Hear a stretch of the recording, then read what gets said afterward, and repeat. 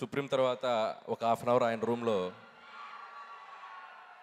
Next చేయబోయే project ఎలా ఉండాలి, ఎలా చేయాలి అని మాట్లాడుకున్నప్పుడు ఏదైనా ఒక నావెల్ పాయింట్తో చేస్తే బాగుంటుంది అని చెప్పడంతో నెక్స్ట్ డే నేను బ్లైండ్తో ఒక కాన్సెప్ట్ని ఆయనకు చెప్పడం జరిగింది. విన్న వెంటనే ఎగ్జైట్ అయ్యి చేద్దామని చెప్పడం జరిగింది. దాని తర్వాత ఆ కథని నమ్మి చాలా దూరం ట్రావెల్ చేసాం. కానీ ఆ కథ రవితేజ గారి వైపు యూటర్న్ తీసుకున్న తర్వాత చాలా షేపులు మారిపోయింది.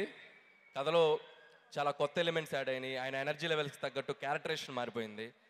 So Raja the Great Ravi Teja గారు ఎంటర్ అయ్యాకే దాన్ని నెక్స్ట్ లెవెల్కి తీసుకెళ్ళడం జరిగింది. Thank you so much sir.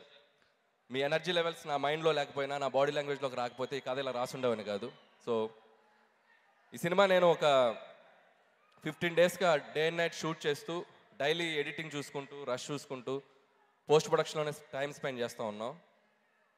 ఒకటే చెప్పగలను ఈ సినిమా గురించి, రాజా ది గ్రేట్ మార్నింగ్ షో చూసిన తర్వాత ఒకటే అంటారు మీ అందరూ, రవితేజ ది గ్రేట్.